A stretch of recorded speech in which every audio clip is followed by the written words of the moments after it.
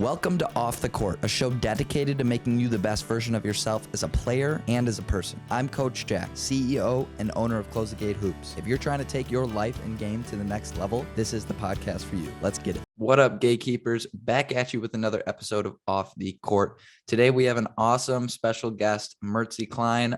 She's a basketball trainer for Impossible Training, and if you don't know what that is, Micah Lancaster, he's the man behind skill building equipment, the mats that we use. He's the one that created those. So I strongly urge you guys to check him out on social media, and of course Mertzie on social media. Just look up Mertzie Klein. And I'm extremely excited to talk today because it's a different perspective on basketball training, and so it's going to be really good to see two sides of the coin, right, and learn obviously from different perspectives. So let's dive right into it. First, I wanted to start out with your story, basically who you are, how'd you pick up basketball training, and were you a basketball player in the future, things like that. And we'll just go from there. Yeah, sounds good. Where are you from? Grand Rapids, Michigan. Okay, so you're from Michigan too. How'd you start basketball training? So for me, it was a little different. I never planned on going into training at all. My boss used to be my trainer when I was younger. Okay. So I just kind of fell into it after I got home from school. He was moving everything back here from North Carolina, and he just kind of asked if I wanted to work for him. So I just kind of fell into it. So who's your boss? Micah Lancaster. Okay, that's what I thought. I didn't know if you directly talked to Micah. So what is it like working for Micah? Because he's obviously a very popular basketball trainer. Obviously, there's some people that agree and disagree with the way he trains. And I think he's extremely smart, right? And I think he gets a lot of hate for thinking outside the box, which isn't obviously the best way to go for it. What do you think about Micah, and what do you think about the people that view Micah? So for me, maybe I'm biased because I've known Micah for a long time, but yeah, in my opinion, I think he's the best trainer in the world when it comes to skill enhancement. I don't think there's anyone that understands detail as much as he does. And he's probably the best teacher I've ever seen. And so I think that's one of the best things about him is I learn from him every single day being at the headquarters. And I mean, even after like 6 years every day, like I learned something new from him. Yeah. And he's just also just a really, really great person to be around. For me, I've had a really great experience working for him, and I've just learned a lot, and I've grown a lot as a trainer. And I wouldn't really be where I am without him. Mm-hmm.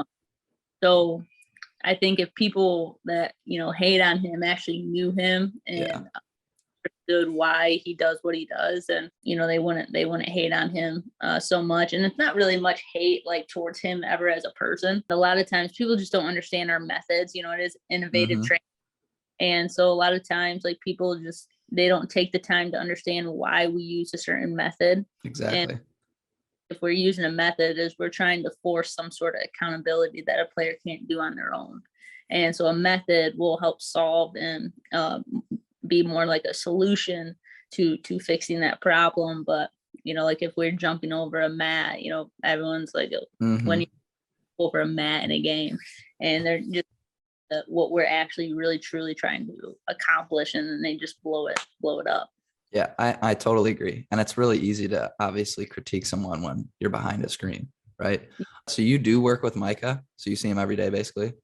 Yep. So he's here in Grand Rapids, and he was actually born and raised in Grand Rapids too. And so he moved everything here for the headquarters. And so, I work out of the headquarters with him. That's awesome. So did you play college basketball then? Or so what'd you major in basically? So I played college basketball at the University of Findlay. It's a Division II school in Ohio. Okay. And then in business with a minor in marketing. Okay.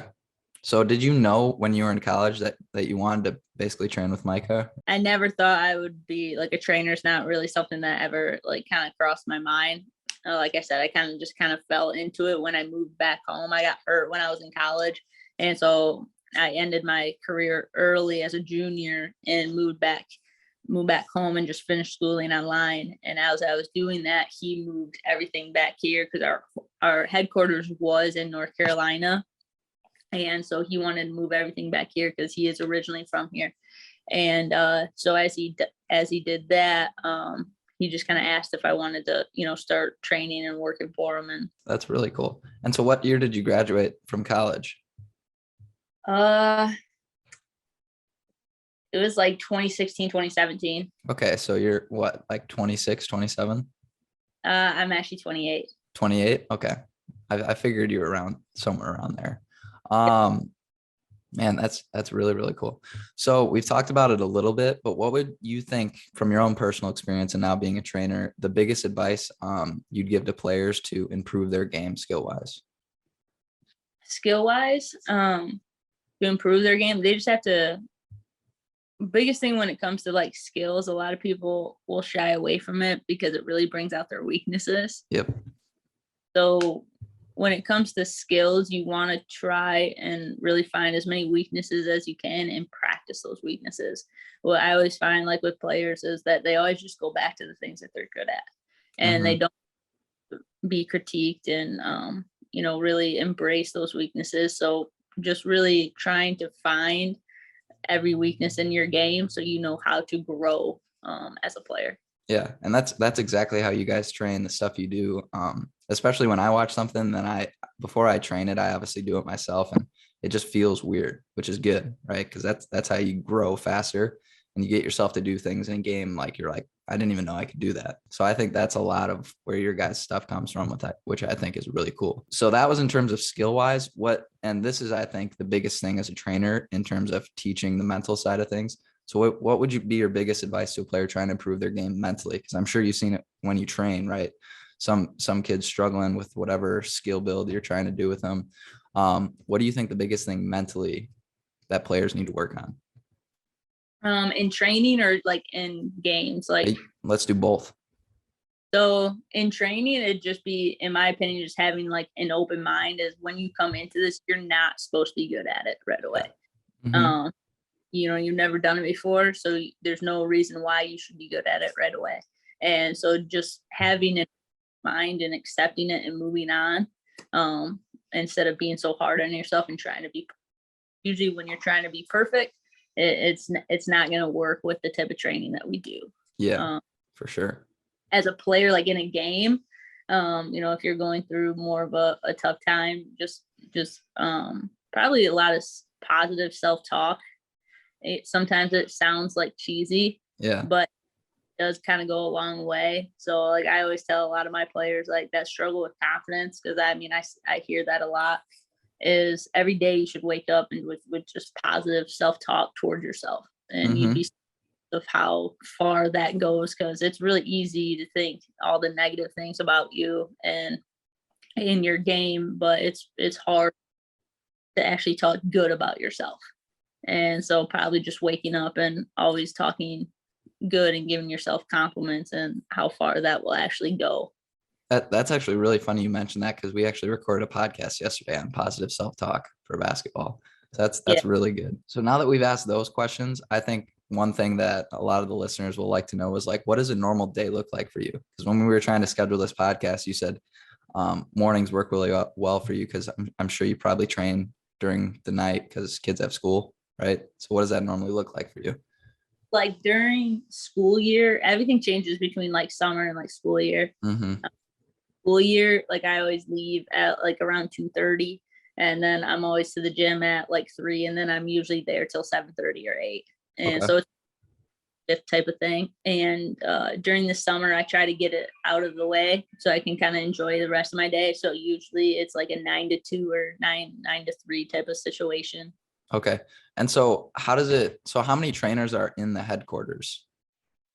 So there's me, there's Bryce, Stanhope, he's our guy, Micah, and then Zezva. He recently started being a trainer about a year ago. He's from the country, Georgia. Okay. Did have Joshua Dudley, but he recently just moved out to Ann Arbor to work out there. Okay. And so do you guys like always have the same kids, or like how does that work? Do you split it evenly between you guys, or what happens there? No, so we all have just our own clients. Okay.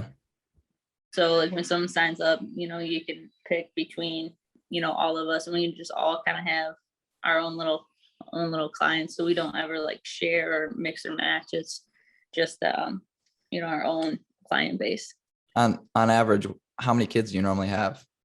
Do you normally do individuals, or is it more group stuff? No, so I don't really have it in my availability to do any individual training. We always just keep everything just personal. So it's always like small groups of like 3 or 4. During the day, I might see like around 16 people. Usually I train around like 4 hours a day, and I always group them in groups of 3 or 4. But I try to keep everything to 4. So I usually see between 12 to 16 people a day, because you can group. So are they normally kids that are out of town, or are there people generally? A lot of my clients are local. I probably have a handful, like maybe like 10, 11 that are actually making a commitment, really driving to me like an hour and a half to 2 hours, but they're still in the state of Michigan. But I have had, people come from, different states for personal training. So I'm assuming that Micah does the people that are out of town. So he doesn't do any local people. Okay. That travel in for him, we call them custom training packages. So you might be coming from a different state and you want to train for 8 hours, 15 hours, 20 hours, whatever package you might pick, and he trains all of our travelers. That's cool. That's really, really cool. And so like, do they stay in a hotel or something, or how does that work? So some of them do, but usually travelers will stay in our guest house. We have an I'm Possible guest house. Ooh, that's really cool. That's awesome. How long have you been training for? Like how many years then, if you're 28? It'll be 6 years this August. Dang, that's a long time. Mm-hmm. Have you always been doing social media since you started, or did you just start to get more popular? Because you're at like what, 90,000 followers? So like in the beginning, I didn't do social media as much. Like my first year, I didn't actually realize how like important it was. Yeah. Everything was more like a referral type of base. Mm-hmm. After that first year, I started using social media more, and then it just kind of took off from there. Yeah, and I remember I didn't even see on Instagram first, it was TikTok, but it's interesting to learn like how you guys all do similar things, but you work at the same time, but you also do your own things. You know what I mean? Because are you ever innovating, or are you always following the plan that Micah gives you? We have a curriculum of like 7 skills. So Micah doesn't tell us what to do in our training. Like if I had a group of 4 come in, I'm gonna pick what we do. Okay. Follow the curriculum that he created. And then there's different ways to teach that, where I might have to get innovative and use like a method. Okay. To help solve whatever they're struggling with. Our entire curriculum is innovative with certain skills that we're teaching with our methods. But no, he doesn't pick like, Mertzie, today you have to teach. Yeah. We have a curriculum that we follow, but he lets us have freedom with that with our own clients. No, that's smart and really cool. And so how do you decide then what you want to do with your kids? Like, do you evaluate them before they work out or something, or how does that work? No. So if I had a brand new client, I kind of do the same workout every time with a brand new client, just to kind of see where they're at. So I always start with like pockets and drops, because drops are kind of like the foundation of everything. And so I always kind of start there. Really, I just pick one. Okay. And so after every session, I put in what we did in our training session. So like that's how I stay organized with what all my players did, if they ever complete the checklist, our entire checklist. But then I can also go back and look to see did they do this workout yet? And so that's kind of how I stay organized. And then I just pick something that they haven't done yet, that everyone hasn't done. Yeah. And that goes hand in hand with kind of what you guys are trying to do and making people uncomfortable, right? Getting them outside their comfort zone. Because I'm sure you don't repeat a lot of drills there. No, I haven't repeated a lot of workouts. trying to think if I ever really have, just because we have so many. I mean, there time that, you know, I repeated the skill, but I might have taught it different. Yeah. Just to see if, you know, if they can, you know, do it again, because there are different ways that you can teach things that are in our app. So, but for repeating the same exact thing, no, I ever really have. Oh, that's really cool. So we've talked a lot about training for you right now.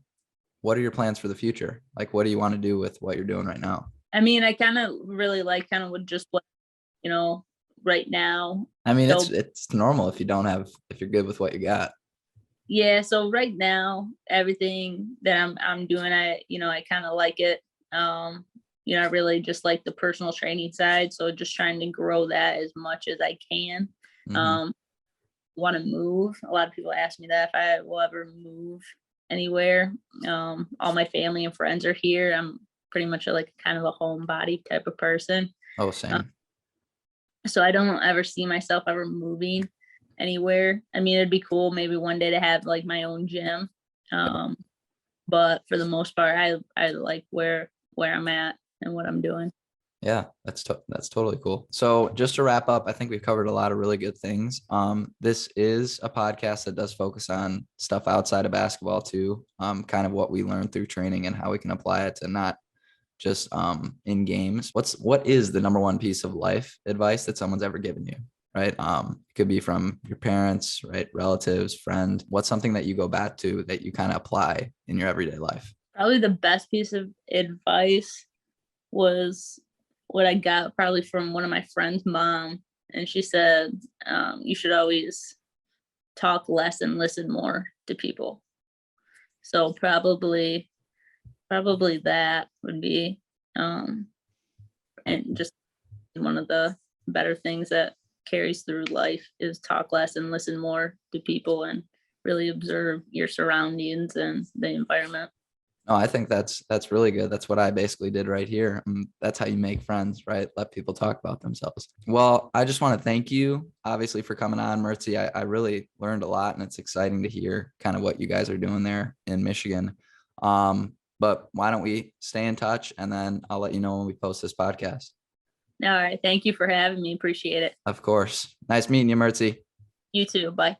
Bye. Thank you guys so much for listening to this episode of Off the Court. If you're listening to this on Apple Podcasts, please don't forget to leave reviews if you haven't yet. This helps us with engagement and helps us rank higher to make an influence on more basketball lives. I also strongly encourage you guys to check out our free ebook download that's 25 pages long, How to Unlock the Mental Side of the Game. I was a player that was constantly grinding and constantly working, and it was really hard for me not to see results from the amount of work I was putting in. But this ebook that I wrote dives exactly into those types of questions.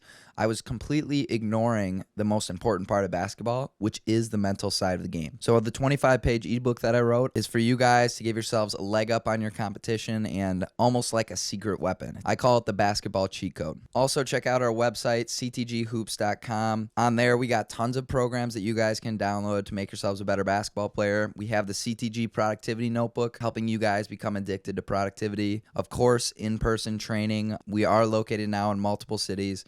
And then we have the CTG blog, free education on becoming your best basketball self. Lastly, follow all our social media pages at CTG Hoops, where we post multiple times a day, trying to make you the best player and person that you can be. All the links for these are down in the description below. Thank you guys so much. Make sure you guys check out all the other episodes of Off the Court, and make sure you're ready for next week's episode. I'm Coach Jack. We out, baby. Peace.